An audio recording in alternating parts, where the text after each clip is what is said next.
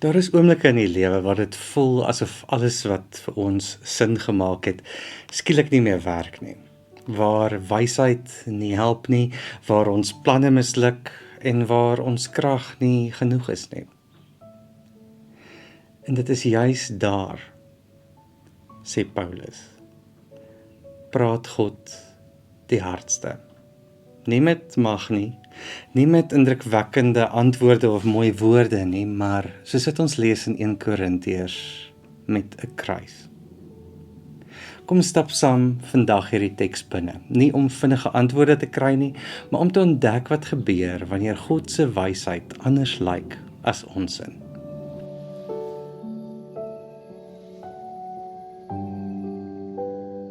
In hierdie Bybelstudie oor 1 Korintiërs 1 vers 18 tot 31 gaan ons 3 dinge doen. Eerstens gaan ons kortliks kyk na die agtergrond van 1 Korintiërs, wie hierdie mense is vir wie Paulus skryf en hoekom skryf Paulus so. Tweedens gaan ons na die teologie van die teks kyk en wat hierdie teologie oopmaak, wat beteken dit werklik as Paulus sê dat die kruis wysheid en krag is. En derdens gaan ons eerlik wees oor hoe om nie hierdie teks te lees nie en hoe 'n moralistiese of 'n harde lesing die hart van die evangelie kan mis. Dankie dat jy kyk. Welkom by NG Weerdapark se aanlyn bediening. En hierdie is Bybelstudie.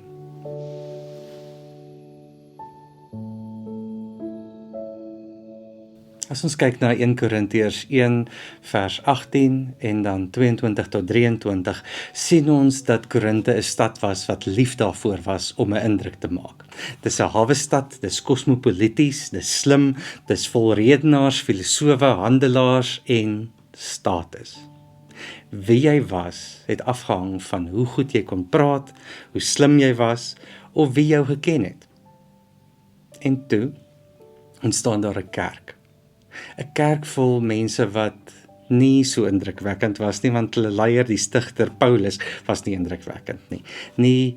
Hulle was nie geleerd nie, hulle was nie magtig nie, hulle was nie van adel nie.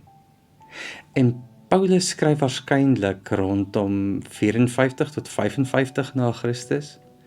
Daar's min debat oor die outeurskap, want dit dra sy stem, Paulus se stem, sy konflik en sy hart. Maar daar is spanning in die gemeente. Daar het groepe gevorm. Mense vergelyk hulle self met mekaar. Geloof word weer 'n manier om status te bou. En juis daar klink Paulus se woorde soos 'n sirene. Die boodskap van die kruis is dwaasheid vir die wat verlore gaan. Vir Korinthe was 'n gekruisigde Messias nie net vreemd nie, dit was vernederend geweest.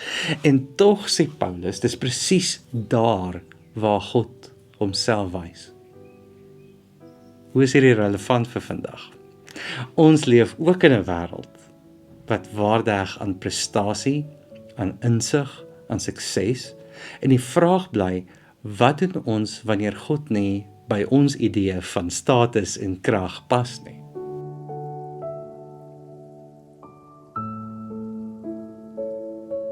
Paulus se groot teologiese skuif sien ons in vers 24 tot 30.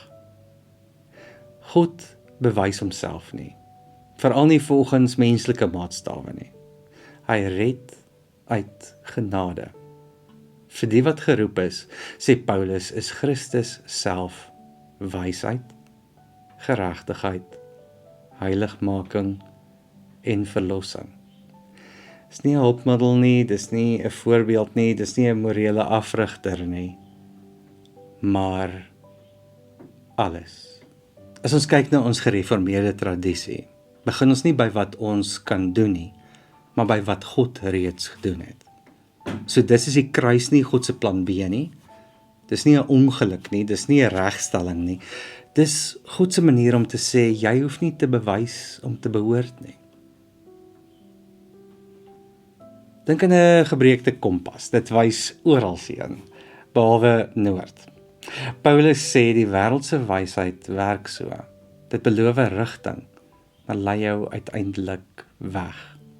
En dan plaas God 'n kruis in die grond en sê, kyk hier, nie op nie vorentoe nie, maar voor jou neer. En jy's daar begin nuwe lewe.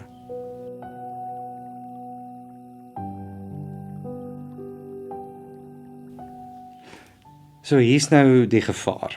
Om hierdie teks te lees asof Paulus sê, moenie dink nie, moenie leer nie, moenie slim wees nie. Dit is nie wat hy sê nie.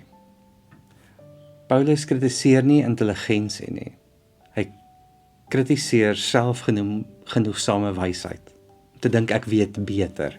Wanneer geloof 'n prestasie word, wanneer kennis 'n wapen word, wanneer die kruis net nog 'n idee is.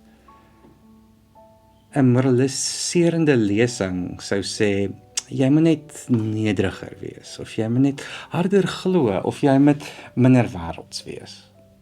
Maar Paulus sê iets anders. God het reeds gekies. God het reeds gedoen en God het reeds gegee. Dit is soos om vir iemand wat verdrink te sê, ag nee, swem net beter. Die evangelie sê nie swem harder nie. Dit sê God het jou gered. Wanneer ons hierdie teks gebruik om ander af te kraak of onsself beter te laat voel, het ons dit misgelees.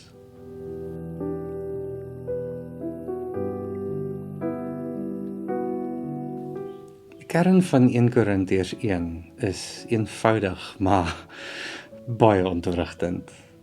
God se wysheid lyk nie soos ons nie. God se krag werk nie soos ons verwag nie. Die kruis sê, jy mag ophou bewys, jy mag ophou verdien, jy moet ophou vergelyk. En dalk is geloof juis nie om alles te verstaan nie, maar om jouself toe te vertrou aan 'n God wat selfs in swakheid getrou bly. Mag hierdie teks jou nie kleiner laat voel nie, maar vryer. Nie omdat jy sterk is nie, maar omdat God getrou is.